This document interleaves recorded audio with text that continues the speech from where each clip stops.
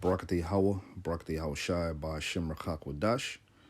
Double honor to the apostles and elders, a great millstone that taught me this word, and shalom to the elect. That's who these lessons are for.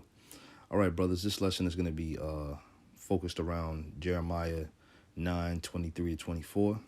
So I'll read it and proceed on with the lesson. It says, Thus saith the Lord, Yahweh Bashem Yahushai, let not the wise man glory in his wisdom, neither let the mighty man glory in his might, let not the rich man glory in his riches. See, all these things, man, wisdom, might, and riches, they all come from the Heavenly Father, man. All right, I'm going to get a precept on that real quick. The book of Chronicles, the 29th chapter, and I'll scroll down to the 12th verse. It says, both riches and honor come of thee, and thou reignest over all. And in thine hand is power and might, and in thine hand it is to make great, and give strength unto all. Now therefore our power, we thank thee and praise thy glorious name, which his name is Yahweh by Hashem Yahweh Shai. All right. So as you can see, man, this is why the Lord is telling, saying in the book of Jeremiah, let not, thus saith the Lord, Yahweh Bashem Yahushai, let not the wise man glory in his wisdom, neither let the mighty man glory in his might, let not the rich man glory in his riches. Because all these things come of the Most High, man. It's nothing for the Heavenly Father to make a man wise or to make a man mighty or to make a man rich. Okay? You see what I'm saying? But, you got people that glory in that. A person may have a PhD, they glory in wisdom. Or, in case in point, Ronnie Coleman, he was an 8-time Mr. Olympia, and now he can't even walk straight, man. Okay? So that's nothing to glory in either. And you have, of course, riches. Riches, like the scriptures say, make themselves wings and fly away to heaven, man. There's plenty of stories on these athletes that have amassed millions of dollars through their career, and now they're working, how you call it, minimum wage jobs just to make a living now. All right? So that's nothing to glory in. It reads, but let him that glorieth glory in this, that he understandeth and knoweth me, that I am the Lord Yahweh Bashem Yahushai, which exercise loving kindness, judgment, and righteousness in the earth. For in these things I delight, saith the Lord Yahweh Bashem Yahushai. Hey, so, that's what the Heavenly Father delights in, loving kindness, judgment, and righteousness.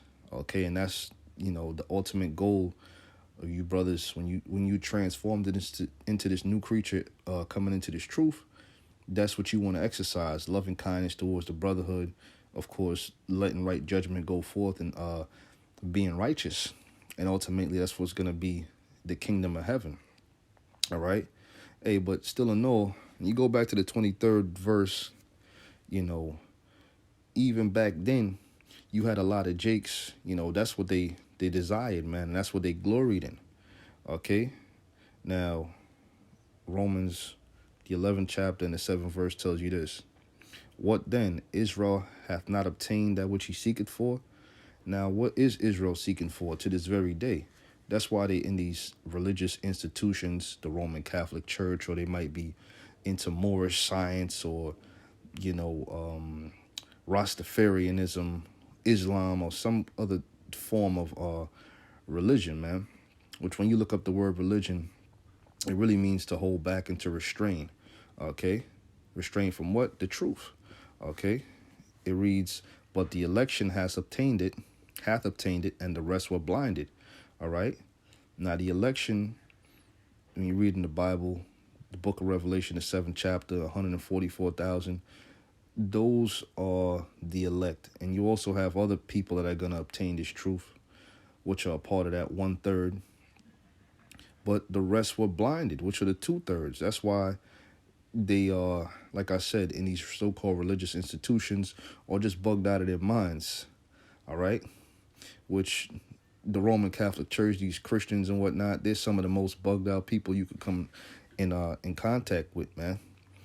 It reads, according as it is written, the Most High hath given them the spirit of slumber, eyes that they should not see, and ears that they should not hear unto this day. Okay, so this is going back during the time when Paul was in Rome. He was writing unto the Romans, I should say. Okay, which those were Israelites that were in Rome. He was writing to the Israelites that were in Rome. All right, so you had a lot of bug outs even back then. All right, now be in the book of 1 Corinthians, the first chapter, and I'm gonna scroll down to the 21st verse and read a bit. It says here, for after that, in the wisdom of the Most High, the world by wisdom knew not the Most High. See, the wisdom of this world is not knowing of the truth of the Most High. All right, a guy with a PhD or a master's degree or some kind of degree from some scientific institution. All right, they don't have the knowledge of the Heavenly Father, man. All right, you see what I'm saying? If you believe in a Big Bang theory, you don't have the knowledge of the Most High. So the wisdom of this world, man, knows not the Most High. It reads, it pleased the Most High, Yahweh Shem Yahushai, by the foolishness of preaching to save them that believe. Now, the foolishness of preaching is what we do on the highways and byways. We go out there, on Saturdays. We have different camps that go out on different days. And we are on the highways and hedges and braving the elements, different weather, and teaching the word, man. Out there screaming at the top of our lungs. That's the foolishness of preaching, man. All right. See what it says? It pleased the Most High by the foolishness of preaching to save them that believe. It reads, for the Jews require a sign. See, the Jews that were dwelling in Jerusalem, they were used to signs, man. Okay? Those are the same people that came through the sea with Moses and they saw the chariots and whatnot, and they saw a lot of signs, man, in them times, man. So they were seeking a sign. It reads, and the Greeks seek after wisdom. Now, those same Greeks are talking about Israelites, man, that were dwelling in Greece, that adapted to the Greek customs, man. In other words, they became like Gentiles. And in Greece, there was a lot of different philosophies that was being pushed, man. Okay?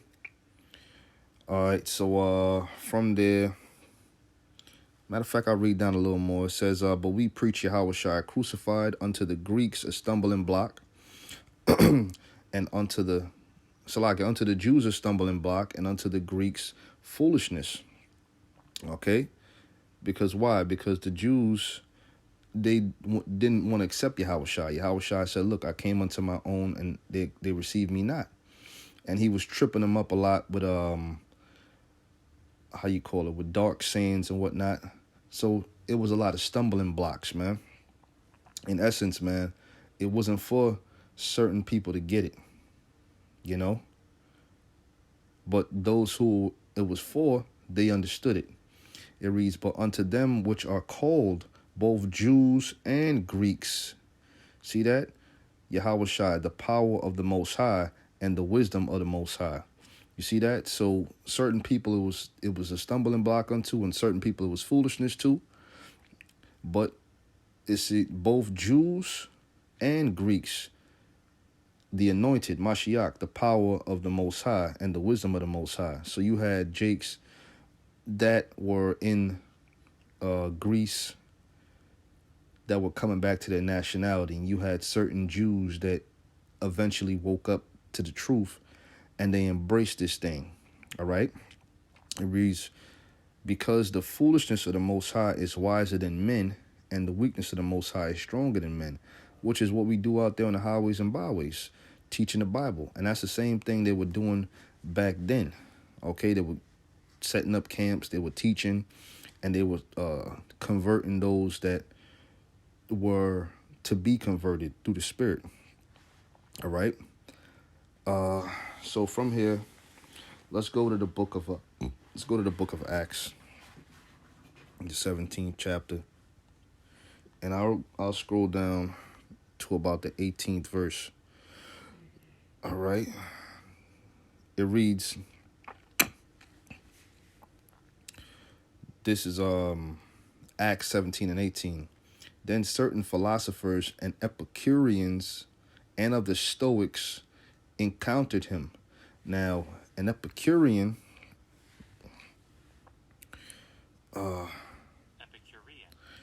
it says,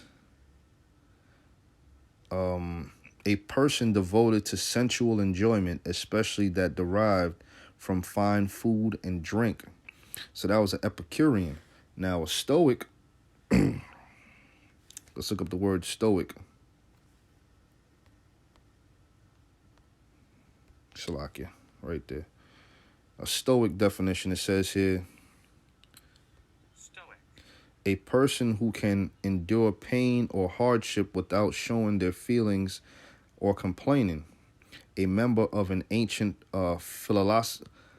philosophical school of Stoicism. All right?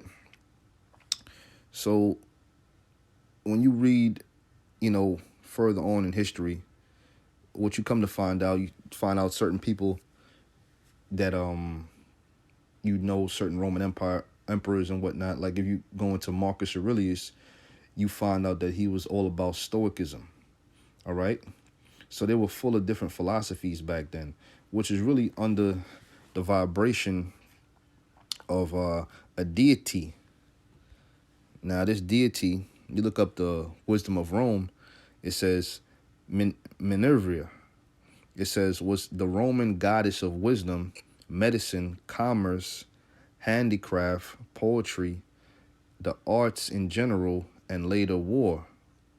It says, originally, Minerva was an Italian goddess of handcrafts closely associated to the Greeks' goddess Athena. All right? So they were all up into this madness, man. You see? They were worshiping idols, man. Idolatry. That was something that was heavy in them times, man. And it really went back to Minerva. All right? The so-called goddess of wisdom. All right? So, let me go back here.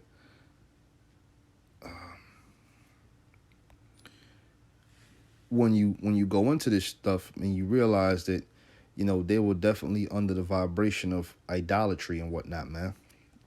It reads, now when certain philosophers of the Epicureans and of the Stoics encountered him, and some said, what will this babbler say? Hey, because why? Because Paul was out there speaking to the people, teaching about Yahushua. All right? And like we read, to some people it was foolishness unto them, man. It reads, and others some, he seemeth to be a setter forth of strange gods, but he preached unto them Yahushua and of the resurrection. It reads, and they took him and brought him unto Areopagus, saying, may we know what this new doctrine, it says, thereof thou speakest is? For this bringeth certain strange things to our ears. We would know, therefore, what these things mean.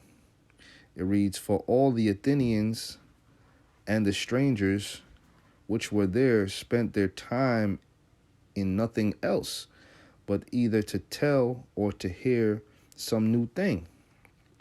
It reads, then Paul stood in the midst of Mars Hill, all right, which that was another idol. This is a place that was full of idols. Let me look that up right fast. Be on me for 1 second. Let's go back here. Let's go to Mars Hill.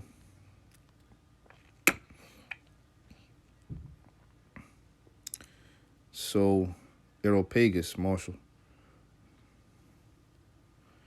Salakia, which is Mars Hill, all right?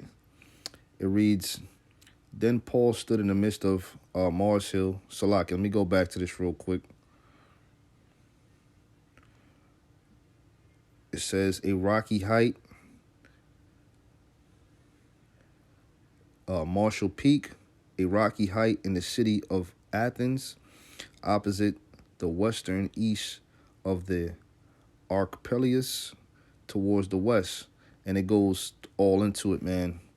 That hill belongs to Eero, Mars. That was called Mars Hill, so called because this story went Mars, having slain Helorithnius, son of Neptune. This is all, that Greek and that Greek deity madness, man. All right. But Paul was there to teach Yahushua. All right. So it says, then Paul stood in the midst of Mars Hill, which is Areopagus, and said, Ye men of Athens, I perceive that in all things ye are too superstitious. Salakia. You are too superstitious, man. Because that's all they believed in, man. Idolatry, man. Different gods, so on and so forth. And that's when you used to watch Xena and Hercules back in the day. They'll tell you about, oh, this is the god of Hades, the god of war, or this is a goddess of love, or Athenia and Zeus and whatnot, man. You see what I'm saying? For I passed by and beheld your devotions and found an altar with the inscription to the unknown God. So Paul in his wisdom, it says, whom therefore ye ignorantly worship, him declare I unto you. It reads, God that made the world, Most High that made the world and all things therein, seeing that he is Lord of heaven and earth, dwelleth not in temples made with hands, neither is worship with men's hands, although he needed anything, seeing he giveth to all life and breatheth and breath and all things. And as you read on, Paul goes all into it, man. What you come to find out that, certain of these jakes, they became converted, man. They became converted to the truth of Yahweh Ba'Shem Yahushua. Because why? The true wisdom, knowledge, and understanding comes from Yahushua, man. Which Paul was in. He was in Thessalonica, which is upper portion of Greece, when he was teaching these people this, man. All right. Hey, man, so Lord will, this lesson was edifying, man. I'm gonna let me see if I got any other things else to go into. I don't believe so. I think that's it. So I believe it's a good place to stop it. And I'm gonna give all praises to Yahweh Ba'Shem Yahushua, Ba'Shem Rakakwadash. I'll see you brothers in the next one. Shalom.